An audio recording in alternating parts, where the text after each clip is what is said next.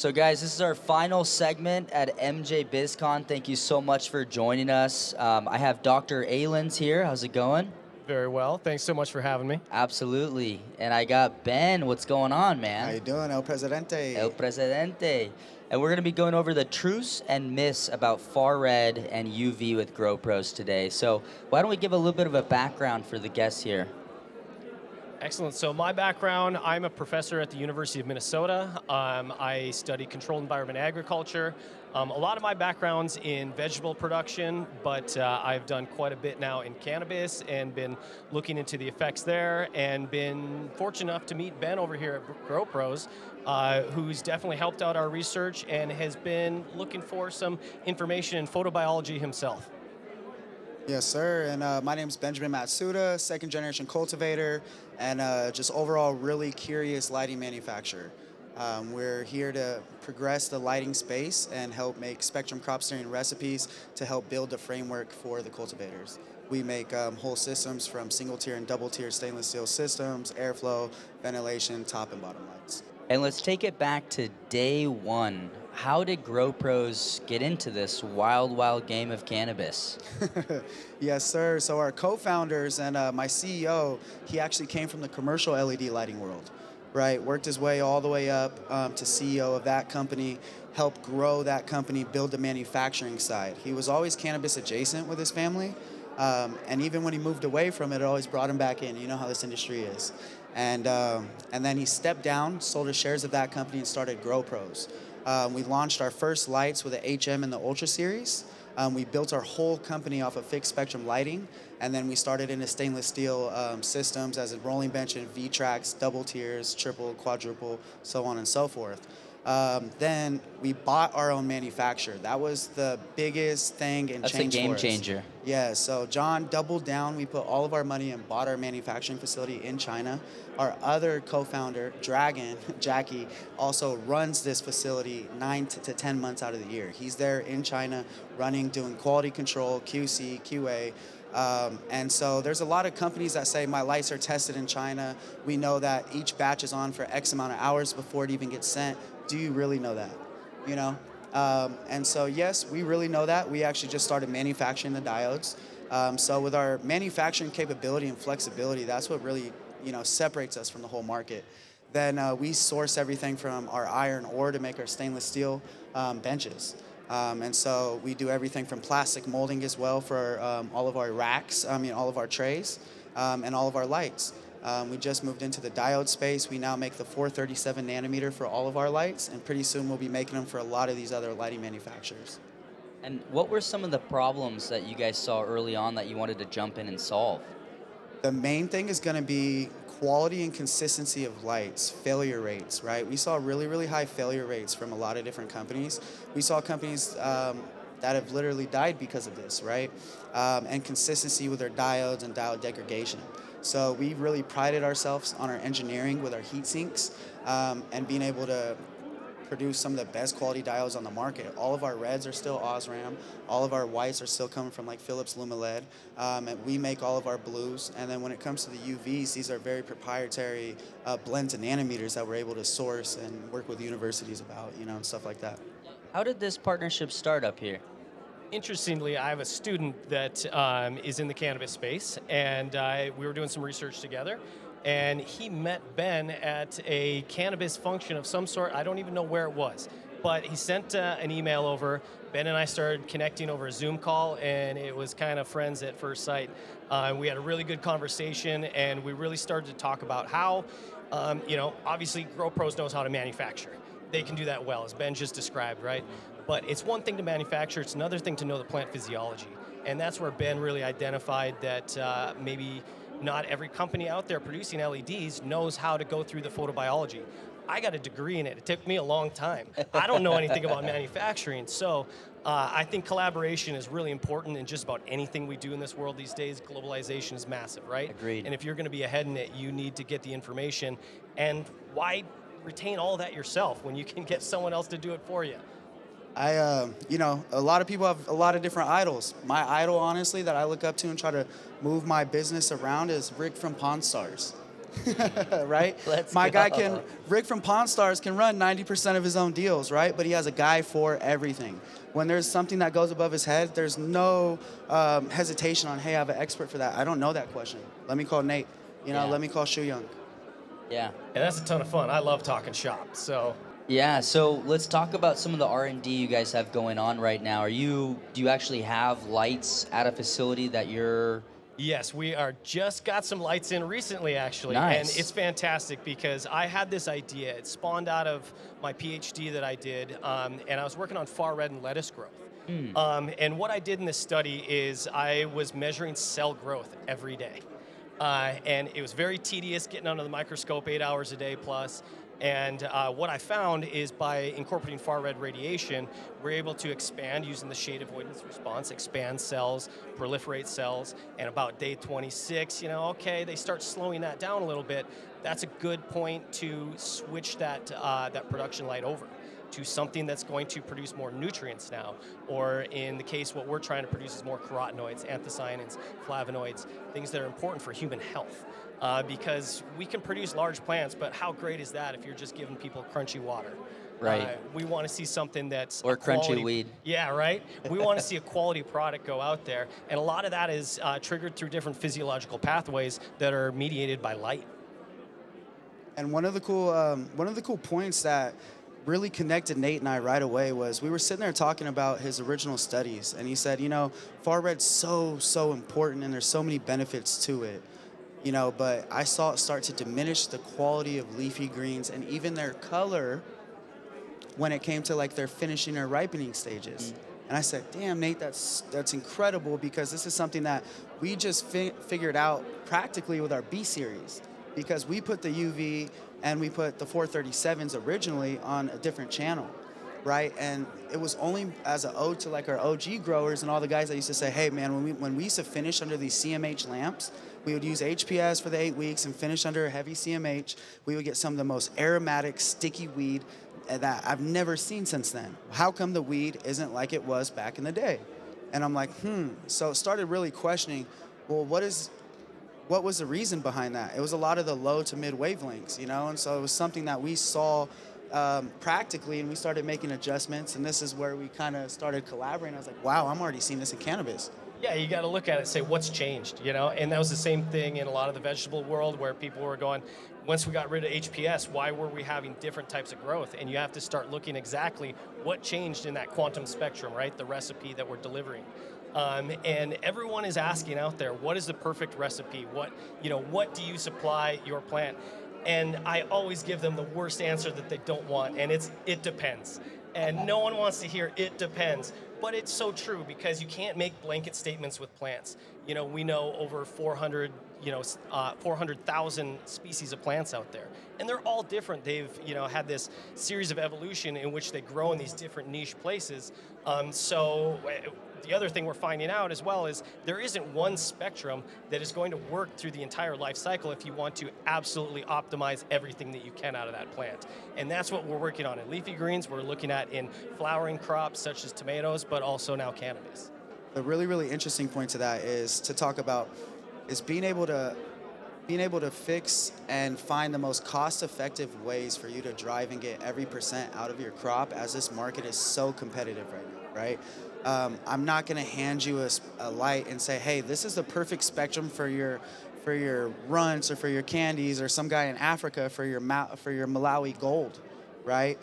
These are all going to be different spectrums that come from different latitudinal origins and races, right? And something we also started to talk on was and a lot of the research that is done, especially the high PPFD research, talking about 1500 PPFD at canopy, is really done a lot with hemp genetics that were derived and bred outdoors, okay? And you have sun angle movement, you have leaf shading angles, or you have leaf angles, you have so many different dynamic variables outside that when you put 1500 ppfd on a fixed light, on a fixed plant indoors, you'll see photoinhibition and chlorosis, and something that any indoor cultivator knows who's been cultivating for a long time. We all kind of go by 9 to 1200 ppfd is pretty safe for a lot of the strains we see in our market. Yeah, and it seems like even just walking around this week, there's a battle between UV and far red. You know, why is that, Nate? So a lot of that is based on the timing of the plant, if you ask me. A lot of that low wave radiation, things that are down in the UV range, very tight, right, high energy, we're seeing that it finishes plants pretty well. What was the old school mantra when you just had high pressure sodium ceramic metal halides, right? You're going to finish with that more blue spectrum versus starting them out with more red. People didn't really understand why they were doing it, but it was working. So putting a mechanism to that, we're looking at the different photoreceptors within the plant. How is it receiving these? What kinds of changes is this making within the plant? And now we can start to put reasoning to why we're creating these recipes. And so the UV side, yeah, it's going to work at different things, but there's a UV resistance locus 8. That is going to absorb that UV radiation and have genetic changes. Some of them might be just a thicker cuticle. Some of them you may not really need, but some of them may be putting on more color, more anthocyanin, different types of production in that direction. Versus far red, again, like I said before, you're getting a lot of cell expansion. Far red is really found, if you look in evolution and in the wild, right, what you have is a forest. And in the forest, you got a bunch of leaves up on the upper canopy. Things that grow down low get a lot of far red and green light. They transmit through leaves. Blue and red, they're usually filtered out that top canopy. And so you get this spindly growth, this shade avoidance response that is genetically controlled. Basically, it says, we're receiving far red. That means I got a neighbor above me. I need to extend my stem or broaden my leaves, do something to try and get more light because I'm not getting what I need right now. So growers can use that as a tool, basically to steer their crop at the correct time. And can I actually ask you to touch on, you said green, right? So, and we talk about this a lot. The known photoreceptor for green, which you could touch on. There is no known photoreceptor for green. Thank you. So whoever figures that out, there might be a Nobel Prize out there. But for now, it's just one of those things that researchers are trying to look. Photobiologists are heavy in it, but Yes, we sir. don't know what it is. A long time, one of those misconceptions was plants don't use green light. You know this because they look green and they're reflecting it. Not necessarily, right? Chlorophyll is absorbing that green light and they appear green. We are getting some of that reflected as well. But where there's some great studies out there, June Liu did one at Utah State with Bruce Bugbee showing that the quantum yield or the amount of photons that are used in the green range are very much going into photosynthesis. Yes, and that there's plenty of green light in all of our white full spectrum diodes. So that's the next point, is that in full spectrum, there's plenty of green already. So there's no reason to target that specific nanometer in a very inefficient color that the plant is not, actually using so much of, but to actually touch on the green like you would in nature and go through all of those curves. And from a manufacturing standpoint, how's it making a green diode? It's horrible. Exactly. They're inefficient because they've got very little research behind them as well. I mean, the workhorse is really that white LED, right? We love to think of the horticultural space as this wonderful place to be, and this is awesome in the lighting. But we're a fraction of the world's research in lighting. Most of it's really happening in office spaces or home lighting, and no one wants to walk around in a blurple home. You want a white LED in there that's, or in the past fluorescent, whatever it's been. And so that's where a lot of that research has gone, and process validation, blah, blah, blah, has been, I guess, hasn't really led towards that green being developed very well. Yes, and touching on the green, to finish through there's been a lot of misconceptions about it, right? So, I'm not saying that this is an end-all be-all. This is something that we're very, much looking into, the different photobiological effects. But that being said, there's plenty in the whites that we're already using. And then to touch on the far red or the deep red with color, is there any known scientific papers that are showing that these are producing anthocyanins, cryptochromes, or carotenoids, at these wavelengths in any higher order plants? Say that again. Is there anything in green that is? I'm sorry, far red or deep red? Yeah, far red is not produce. There's lots of papers showing that it is producing less anthocyanin, carotenoid, all sorts of different compounds. And there's plenty out there showing that blues, lower wavelength radiation, are. And what are some of your new technologies coming out for 2026 that's tackling this? Perfect question. So that's the next thing we've really been working with Nathan and as well as our co-VP Chuck McHenrick. One of the main things we're doing right now is Grow Pros, along with the University of Minnesota. We just created 5 categories of spectral crop steering framework, of which the growers can start to understand what are the photobiological effects to cannabis from these bands of nanometers, right? So we broke it into UV, blue, white, deep red, and far red. Those 5 categories, once you understand the photoreceptors behind them and how they play to cannabis, then you can dial them in per your strains, your systems, your environments, right? Because like I said, I'm not giving you one light and one spectrum and telling you this is the perfect spectrum for that strain, right? So now you can really dial them per your, and also your finished product goals. You have some guys that are growing for hash, right? And you have some guys that are now growing for different end products. And I'll jump in there, and this is where I commend Ben. He's coming out, and we've been speaking now for over a year, and he's come to my lectures at the university, and so he's out there trying, he's out there trying to learn and gather this knowledge, and it's so important because the lighting game has become so convoluted. It's really difficult. Everyone is pushing a spectrum or a light, and they're all doing a great job for the most part, but what's that perfect one? It's hard. And like I said before, you can't make that blanket statement. So it's important when Ben's out there selling lights, if he's trying to help that grower get the most out of that light, that they have that conversation. Because it's so hard to be a farmer, and you have so much that you have to do and so many different categories that you have to be, a pseudo-expert in. And it's lighting, it's nutrients, it's HVAC, it's everything, right? People management. Yes, absolutely. So having someone who becomes an expert in that and can sit down with that grower and have that conversation is so important. And again, that's why I really commend Grow Pros on, making the effort to do that and, having me up here to talk about photobiology. This is the first of many. So we got team and content, we feed that into the community and we help our growers be smarter every day. Yeah, and then, I've been the grower, I was managing a large-scale facility, 25 years old, 200,000 square feet of flower. We brought in every consultant in the world, right? Every PhD that I thought I, would respect. And there's so many times where this practical theoretical, or this theoretical knowledge that's coming from these PhDs gives us a bad taste in our mouth because a lot of these guys come from the berry world or this world, and then they're giving you, hey, this is what's going to happen. Then you apply it to cannabis, and that doesn't work, and then your boss is stressed out at you. It leaves a bad taste in your mouth. So me coming into this side, I wasn't the biggest guy, to be like, hey, let's bring in all this education side.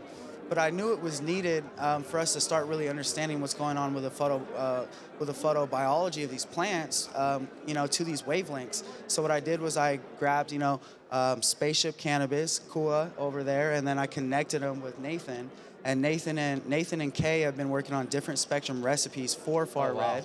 And we've seen the adverse effects of far red as well, to where we've been pulling too many levers at one point, right? And one of the main things is what Nathan taught me is I was calling him and I'm like, hey, Kay just saw X, Y, and Z problems. He's hitting photo inhibition points at 900 ppfd with a high ratio of far red, and he's never hit photo bleaching at 900 ppfd before with his strain. And Nate's like, that's really interesting. Connects us with Shu Young Zen at Texas A&M, and both of them kind of led us to the fact of high fractional red has been proven in other papers to lead plants to photo inhibition points faster.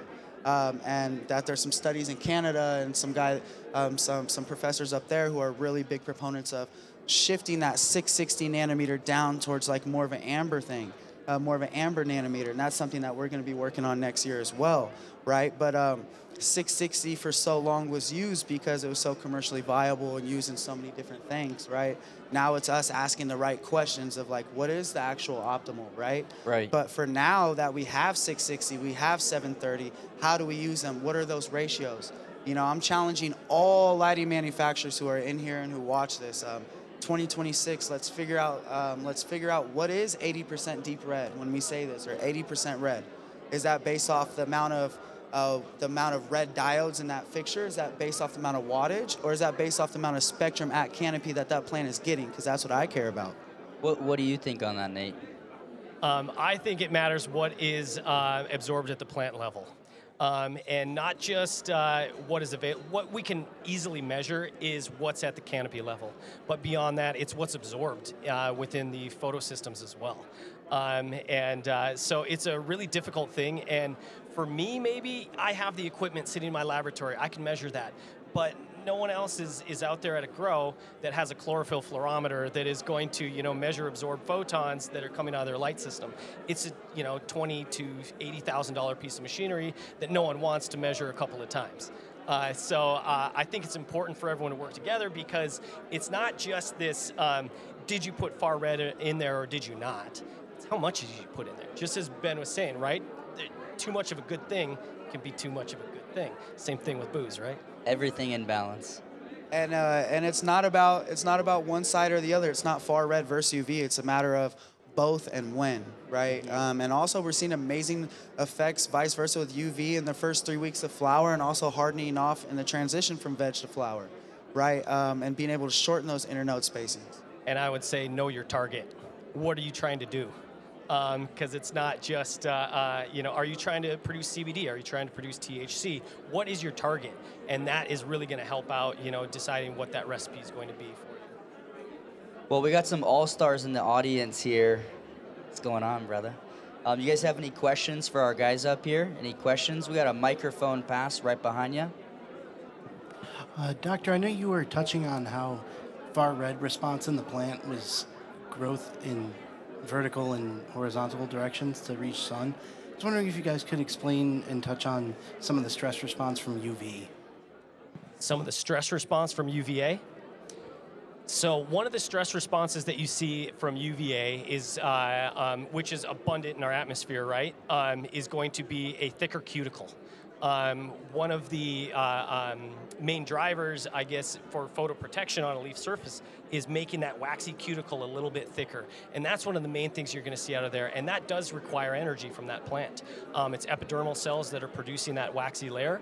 And so more UV, you might get a thicker layer. There are other things that might produce that as well. It's more wind movement. So it's a lot of different things that go into that. But that's what we're seeing at this point. I can't speak too much. I don't have a lot of research that I've published in UV. Most of mine's on the far red side, so someone might have some other answers for you, but that's what I've seen at this point. Yeah, with the UV, what's really cool that I've seen too is the color expressions that you don't see in some of these plants that you've seen before, right? So I've seen guys, I just posted it this week, and it was funny. It was in my request from somebody who I don't even follow, but he posted a King Kush, and he said I've never seen this strain get this color before, right? So we're seeing, and I've heard this time and time again, but it was funny that I just posted it this week. You're seeing different hormonal expressions and chemical expressions in these plants that we've ever seen before by dialing in the right spectrum recipes, using more UV to shorten the internode spacings first 3 weeks, using it midday for 3 to 4 hours, weeks 4 through 8, and then using it for finishing weeks 8 to 9, and then not sticking by exactly these weak boundaries by doing it by phasing and how I want my plant to grow, right? I'm not limiting it to the day. Guys, Mr. Graham. how's it going, Ben? Good to see you again. And Dr. Ireland, I wanted to ask, would you recommend a specific lighting and light concentration regimen for a short-term plant tissue culture cycle? Basically, like a 3-week rooting in tissue culture cycle. And then, of course, the acclimation afterwards. I don't know if there's a really great study out there on tissue culture. A lot of people are doing T5s for the most part at the university level. So I can't recommend one at this point. I've seen some. We did a study recently on just rooted cuttings. Obviously different in this. When you're looking at something that's say a small plant, right? If you're rescuing an embryo or if you're taking something in tissue culture, you don't need a lot of light at that point because it's not able to use the amount of photons that you're supplying. So a general ramping up tends to do pretty well, but I can't say based on peer-reviewed evidence at this point to answer your question really well. The TC is a good question, but what leads me is Nathan has a paper on the effects of far red on seedling production and how using the shade avoidance response to get it to stretch more. Maybe us three work on something with TC and we do the lights for that. Great question. Hey guys, I appreciate you sharing. Mr. Porter. Hey man, I was thinking, you said something earlier about not trying to sort of dictate to the customer what's right, and providing Yes, them all sir. these options and opportunities. And while I love that, I think as this industry emerged, we're hungry for the answers, right? And we understand that you're on the path. So I guess my question is, how far are we away from establishing some spectral itineraries on a week-by-week basis that optimize maybe per cultivar, but maybe for purpose, right? Yes, Whether sir. it's biomass or expression or to wash Yep. or whatever it is. How far away are we from having some like baseline standards for the industry? So for end product, that's an amazing question because that is something I'm going to now do that I haven't thought about. So thank you very much. And I'll give you a shout out on that for sure. We'll break it down by finished product, but I have those schedules up on the website right now already, and they're very, very loose. So I really appreciate that. They're very loose, and they're showing you you'll see the ranges are big. Like it will say 0 to 50, 50 to 100 per this week because we know it's so strain dependent, but it is giving you that loose framework. And then understanding the next 5 categories of what we were talking about, UV, blue, white, deep red, far red, then you'll be able to tweak and play them per your system genetics and environments. So I would add to that a little bit, just saying, at the research level, especially at the universities, we're kind of hand-tied a little bit because, well, number one, we're using a proxy with hemp, right? And we're also limited by resources. Resources can be labor, it can be money, right? And usually, well, money dictates labor as well in that case, so it's all money. But for the most part, it's how much can this study go on? How much can you bite off? And on a crop like, say, lettuce or microgreens, pretty quick. You can get turns over and you can get many replicates, and so you can get towards that true, towards an optimal spectrum. But cannabis takes a little bit longer, of course, right? Yeah, it requires more funding, of course. So, as a lot of these programs in controlled environments are coming up throughout the universities, a lot of places have just hired new faculty to do these, such as Connecticut. Minnesota was a couple years back, but they're coming up. And a lot of these people are seeing the value as cannabis as a horticultural crop, not just this thing. We got hort crops, we've got agronomy, and then cannabis is its own thing. Now, cannabis is coming very much in the fold, so I think there's a lot more researchers that are interested in it, and researchers, shamelessly, we want some money to keep our programs going, otherwise we get fired. But at the end of yes, we're seeing more spectral studies. We're seeing, light intensity and spectral studies for the most part.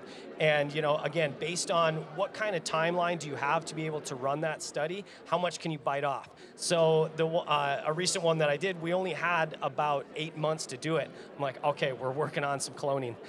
So let's run some light intensities, that's about all we'll be able to do in 8 months in terms of getting several replicates and having a student work on that who also goes to school.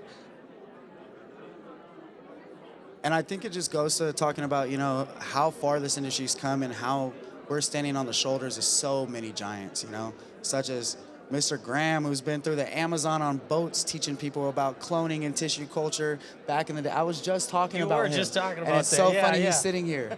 I just told a story about you 10 minutes ago. You, Uncle John, Big Mike, a lot of these OGs, been in the industry, have done it all.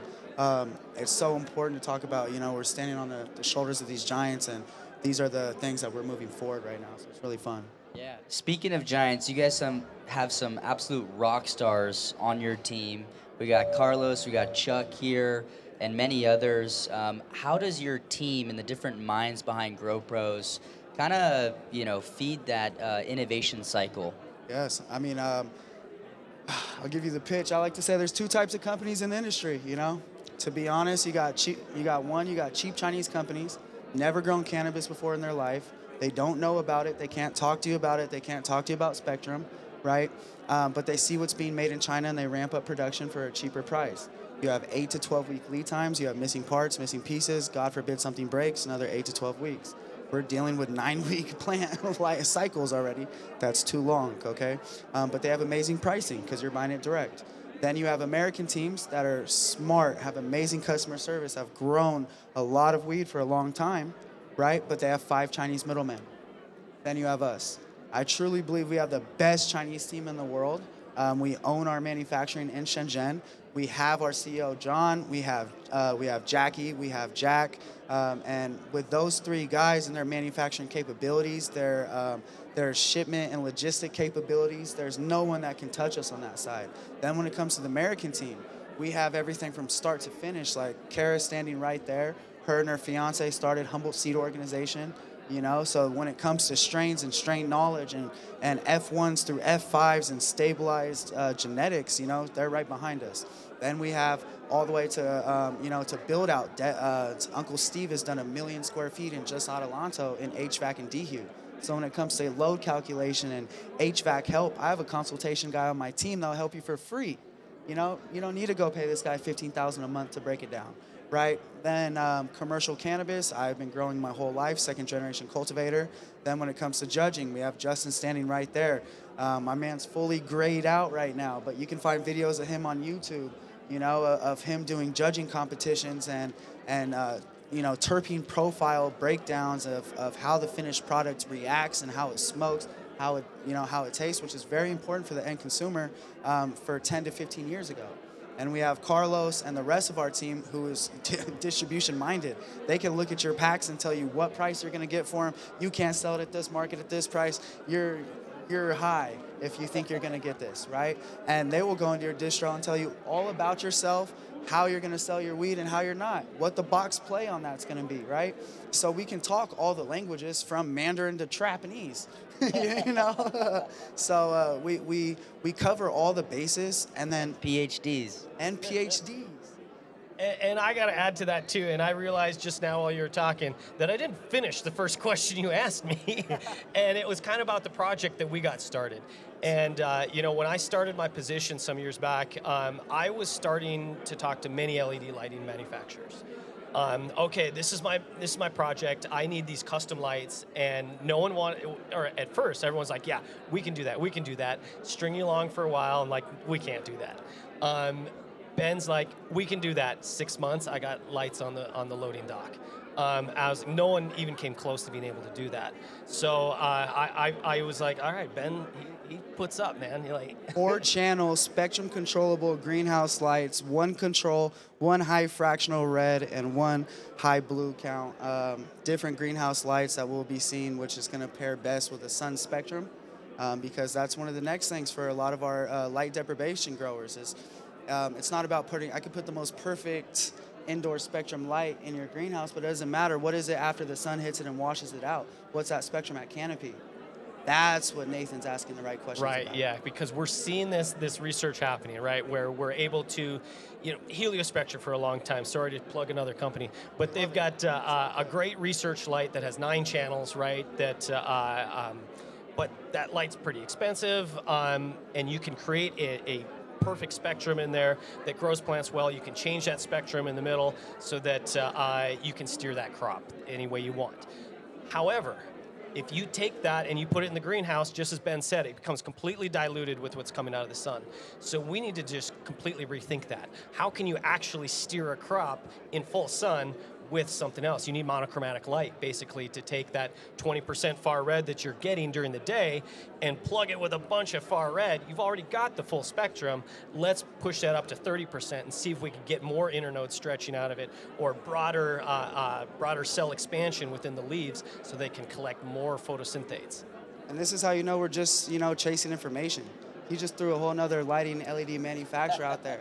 All these other guys got them locked up on their team. They're like, don't you ever, We're just chasing information. We're all about open sourcing information, making it more easily to understand. That's also why instead of 9, we did 5, right? And then with the controller side too is like, that's the next thing we're moving into. And we're gonna open source all of our controllers, right? So all of our controllers are gonna be backnet capable. The next thing is like, no subscription model. How many people are tired of paying for this damn subscription model to see their VWCs every day? How many people are tired of buying one company but it's not compatible with another company, right? These are all solutions that already exist, but how come nobody's doing it? It's because they're greedy. We don't mind. We're chasing information. We're open sourcing information. And as Nathan, is always saying, it's like information's free and should be free. Now let's just bring it with. That's the hacker ethos. Exactly. Let's put it on the table and just see where the chips lay. Guys, thank you so much for your time. We have any other questions in the audience today? Any others? We ready to wrap up MJ Biz 2025? Everyone's ready? All right, let's get it, guys. Thank you so much for your time. Ben, Nate, it's always an honor. No, Presidente. Thank you very much.